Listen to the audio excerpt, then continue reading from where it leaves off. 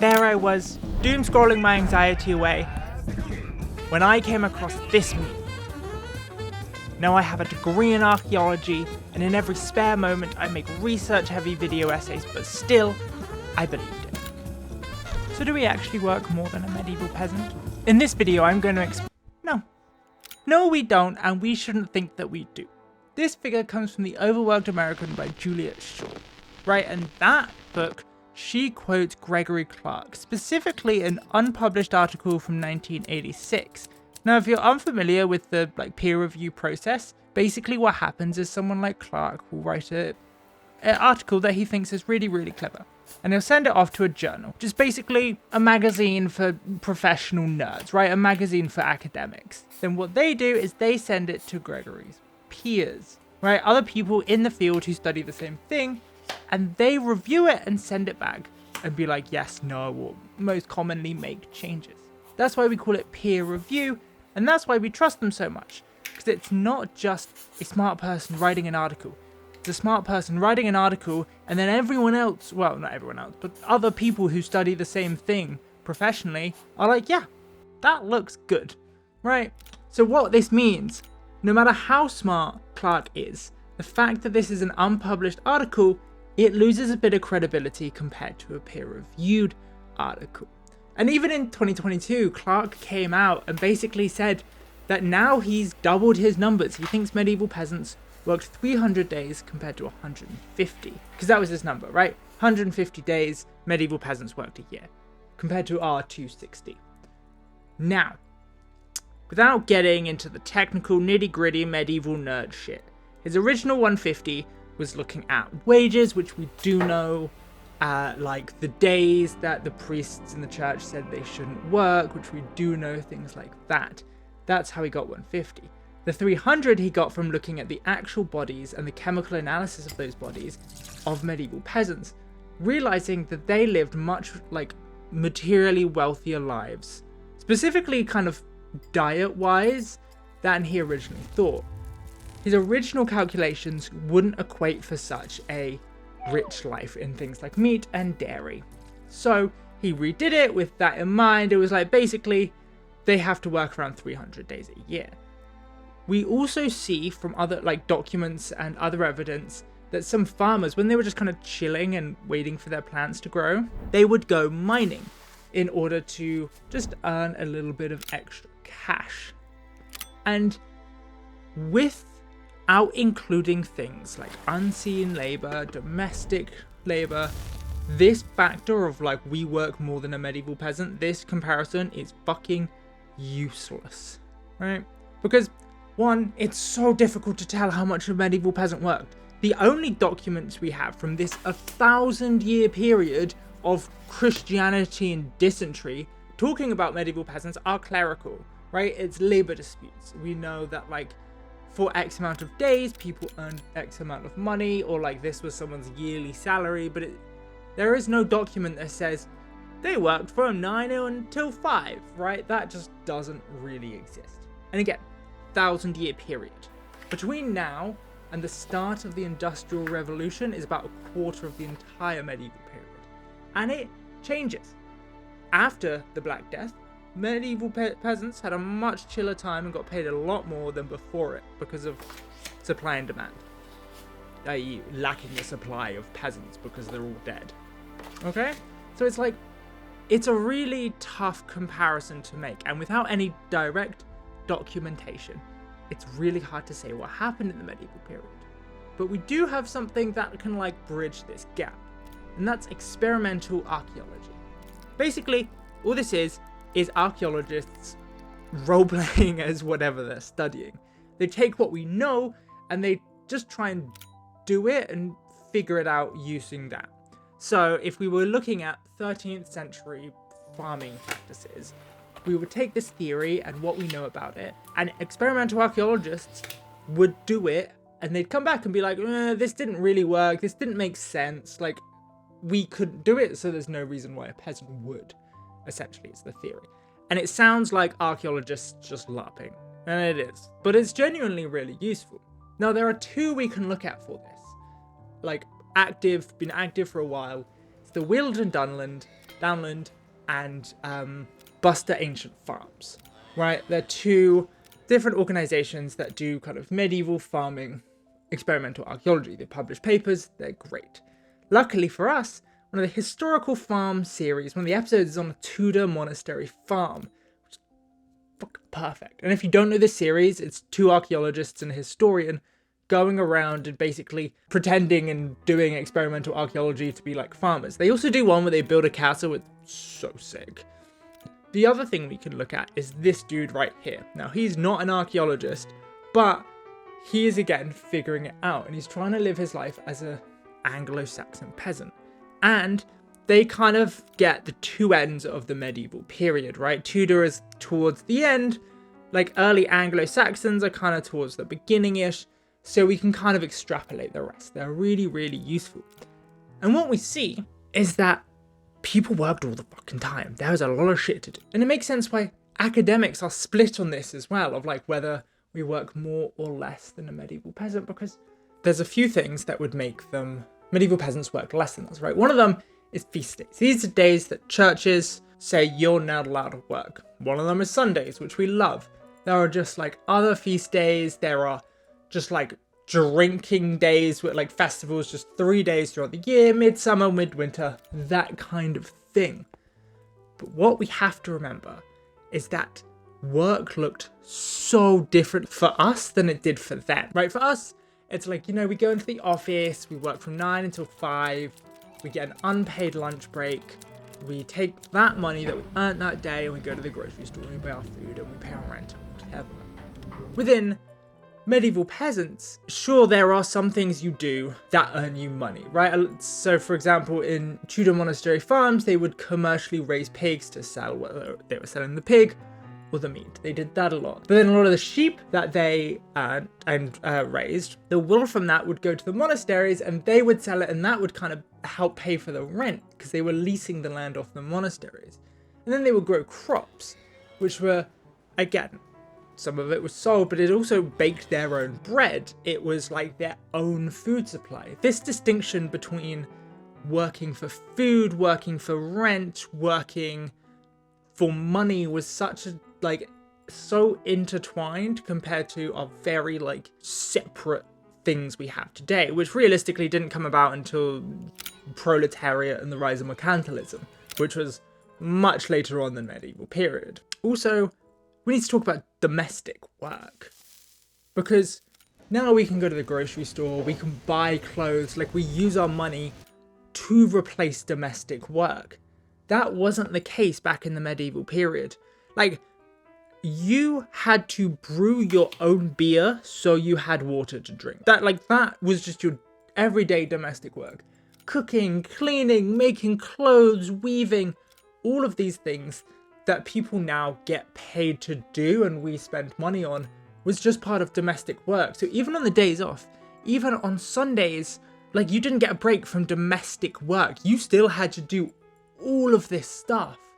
And like, not to mention pigs and animals. Like, a pig doesn't give a shit that it's Sunday, you know? Like, they still need food. They still need to be mucked out. Like, there's still stuff to do.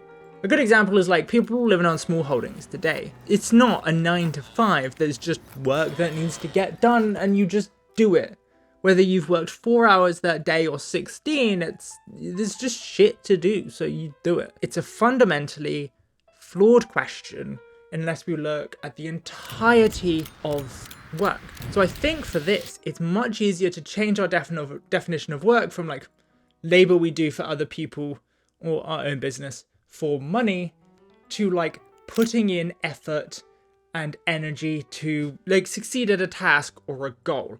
That way we can broaden it to things like domestic work, unseen labor, that kind of thing. But if we don't work more than a medieval peasant, that leaves us with this pressing question of, why am I so tired all the time? Like, why did this meme resonate with me so much that I just believed it at face value? And it's easy to think that we're being oversensitive about this. I'm assuming this is a us thing because you're watching this video. But if we look at the data, at the working hours data, it's easy to think we're being oversensitive about this, but we have to remember that the start of this graph, the start of our reliable dating on how many hours people worked, is the Industrial Revolution.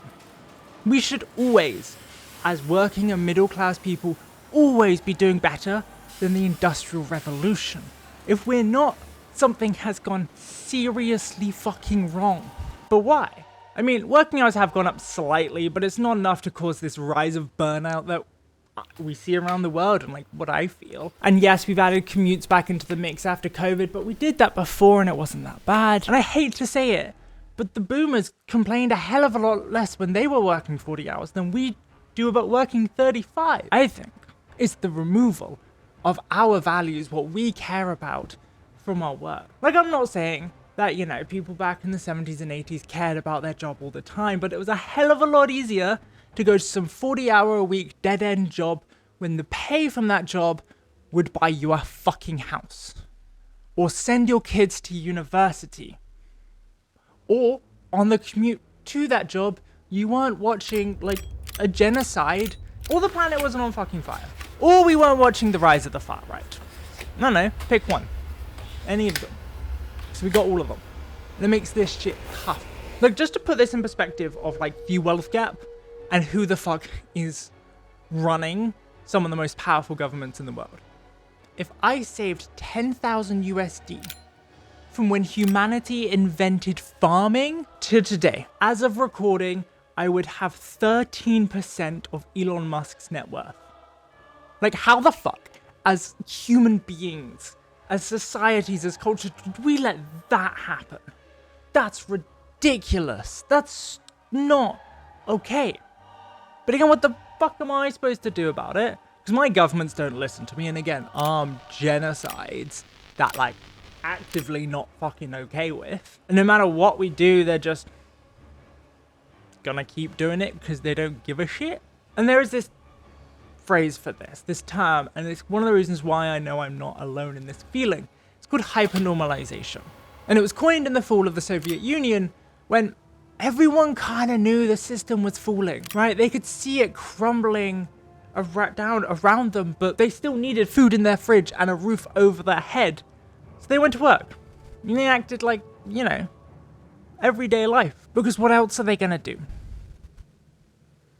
And another thing.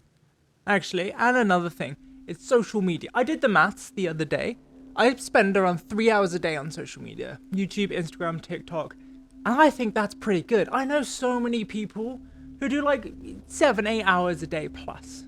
But my 3 hours a day, 45 days a year. Not waking days, no, full 24-hour days, 45 a year.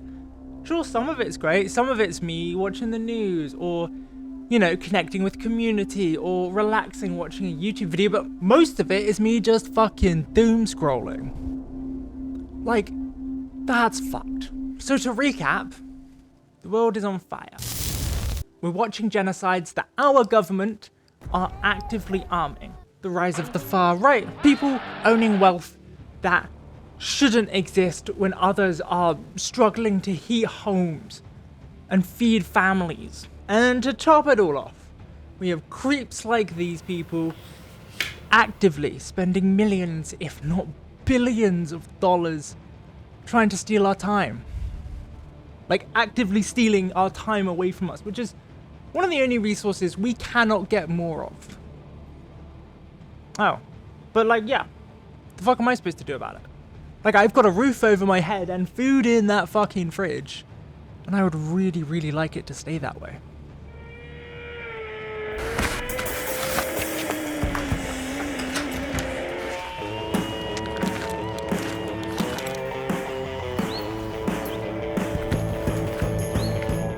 We need to work. Like, I'm not saying that as humans we need to derive our self-worth from our work. That's Puritan capitalism, and that's fucked up.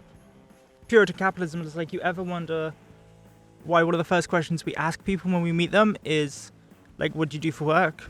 The idea is that Puritans had such a, like, founding force, I guess, in the creation of capitalism, that their, like, really intense work ethic of discipline has, like, bled in and helped give capitalism the rise. That's the idea, right? It's the idea that we find our self-worth from what we do, how much we make, and how hard we work.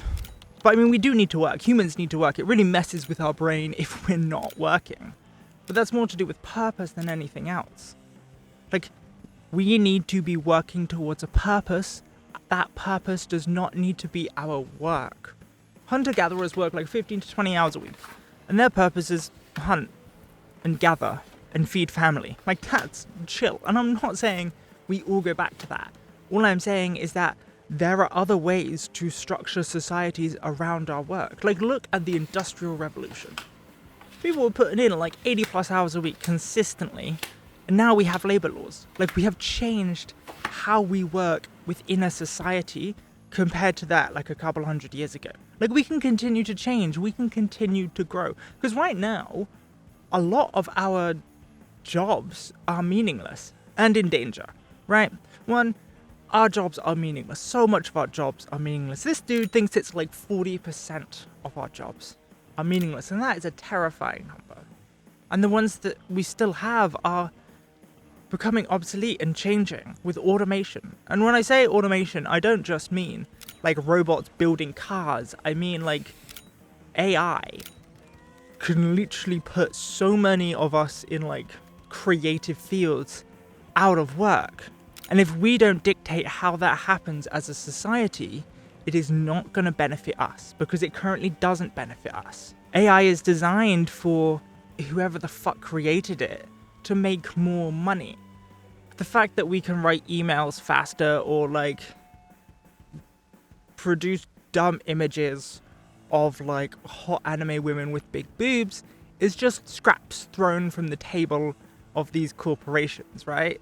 But we can use automation for the good of us. That productivity gain may not be fairly distributed among citizens, and it could again simply accrue to a few owners, a few billionaires at the top. How do we make sure that these gains are properly distributed and we get out of this awful slump of stagnating living standards? Socialism. It's just as simple as that, is it? Where you just need proper socialist leadership. Yep. We can use it to provide for everyone. We can change societies where we work for ourselves. Because right now, we work for someone else. They make all the money and then throw us just enough to live. In the past, it was enough for us to buy houses, send our kids to college, like we've said. But now it's not. So how about instead of us making other people millionaires and getting the scraps from the table, how about we make ourselves as communities richer? Like, if we can work and like all of us own the value of our labor, like how sick would that be? Like Adam Smith, right, the dude that capitalists fucking love, even said that at some point we would be working less for our necessities. And John Maynard Keynes thought that at like this point, we'd be working like 15 hours a week. Like, that would be sick, to work 15 hours a week, and we can do it. We can create a society where that is the case. Ironically, it would take a lot of work, but we can do it, and then we can spend the rest of our time on pursuits that bring more value to us and to humanity. We can make more art, we can spend more time with friends and family, spend more time in nature. That'd be pretty fucking sick if you ask me. So you want real actionable steps on like how we can solve this problem, how we can be less exhausted at work, how we can move away from this gross hyper-normalization feeling, how we can kind of remove work from the thing that gives us self-worth and instead like find our self-worth somewhere else. Well, I do have solutions. I do have actionable steps we can take, and I've split it into 3 parts, right? What we can do personally, what we can do at our jobs, and what we can do in our lives as like a society and in communities, right? Personally, first is ensure that your job is, unless it's like your passion, right? Ensure your job is one of 3 things. Either you're earning in it, or you're learning in it, or you're coasting. Now, the original advice has been around for a while, and that's learn or earn, right? Self-explanatory. Either you're earning a lot of money or you're learning a lot of skills. That's how you find some fulfillment in your work. Anti-Work Girl Boss also added coasting, and I really like this, or at least I first saw it from her. And it just decenters work from our self-worth a little bit. Like, if your job, like, you're not learning anything and you're not making like huge amounts of money, But like you can work on some personal project when it's a little bit chill, like things like this, that's coasting. And that's also good. Now that's just general advice. If you are exhausted at work all the time, chances are you're not getting enough rest. And I'm not talking about sleep. There are, I think, 7 or 8 different types of rest, and sleep is only one of them. Like if you're getting a full 8 hours every night and you're still exhausted, chances are you're not getting one of the other types. So there's physical rest, that is sleep. That's pretty self-explanatory. There's mental rest, which again, pretty self-explanatory. Don't do any like big thinking, highly cognitive tasks, that kind of thing. Right? Watching dumb cartoons is a good version of this. And like binging Netflix, that kind of thing, a good version of mental rest. We've got emotional rest, which is just regulating your emotions and expressing them healthily. So we're not bottling anything up, like that kind of thing. We've got creative rest. Exactly what it sounds like. You don't have to be an artist to be creative, but being creative is just really good for you as a human. Write a poetry or do a doodle that no one's ever gonna see. Just make something, bake a little bit, cook some like kind of bougie food, which you get a little bit playful with. Like being creative is really good for us as humans, and it doesn't have to be this big thing. Finding ways to incorporate that into our lives can be really healthy. Another one is sensory rest, which is super important nowadays. Like getting away from screens and social media, reading books. It's one thing I really like is putting on my noise cancelling headphones, and then just like that reduces so much of the sensory input to just like a single track. It's amazing. We've also got social rest, which is just spending time away from relationships that drain you, whether that's like an annoying coworker or boss or whatever, and spending time in relationships that bring us energy. Spending time with our friends and our family. That is a type of rest. And the last one is spiritual rest. And I'm not talking about everyone should be religious or like, let's do some like woo-woo bullshit, right? Because I hate that as well. What I'm talking about is doing things and putting energy towards your values. As we talked about earlier, right? The separation from values and our work is what's causing burnout at work. But one thing we can do when we're not at work is work towards these values. And it doesn't have to be big. Sure, you can go and protest and do a bunch of really direct action if that aligns with your values. And I fully support that. But if your value is looking after your friends and family, go shopping and cook them a good meal. That counts. Like drive them places, just work towards your values. It doesn't have to be big. None of this is it's really important to take this in. None of this has to be big. It's better if it's like small and ingrained in our lives than big moments. Because that's what will make a difference to our own mental health. And one way to figure out like what areas we're lacking in is if you take all of these, right, and you give them a ranking on 1 to 10 to how like fulfilled in your life you feel within that section. And if anything below 5, put in steps in your life to make them above 5. And just work from there. That's the personal. That's like a little journaling exercise we can do. That's a nice little like check-in with our lives and how we're doing. For work, there is a direct correlation between working conditions and the power of labor unions. Unionize, work with your colleagues, because if you feel stuck and trapped at work, I can almost guarantee you're not alone. Work with your colleagues to improve your working conditions for everyone. Now, as a society, the advice is largely the same. This is the solution, is we have to work within our communities. So CEOs, billionaires, bosses, they are more powerful than us when we are by ourselves, right? The government, any person in government is more powerful than us than when we are by ourselves. Our managers are more powerful than us when we are alone, but together they are not. So we need to build communities that work with each other. We need to build our communities up around us to improve the lives of everyone. Now, as a society, how we do this is literally so simple. It takes time. Don't get me wrong. But like most things in life, it's relatively simple. You know, maybe not always easy. Again, not quick, but relatively simple. And one thing you can do is just chat to people. Talk to your neighbors, right? Join a book club, meet people, spend time with people, carve time out of your day and your lives for other people. If somebody needs something and you can help, offer to help. And the same way is if you need something, ask somebody for help. That's how we build community, and stronger communities and better for like going through shit. And we have people to advocate for us when we need it. There is something to be said that not everyone is welcome in their immediate geographical community. Especially as a queer person, like our parents, our neighbors might not always be so accepting of us. It might not be safe for us to be a part of that community yet. But that doesn't mean we can't find community, whether that's geographically in a different location that is not always accessible to everyone.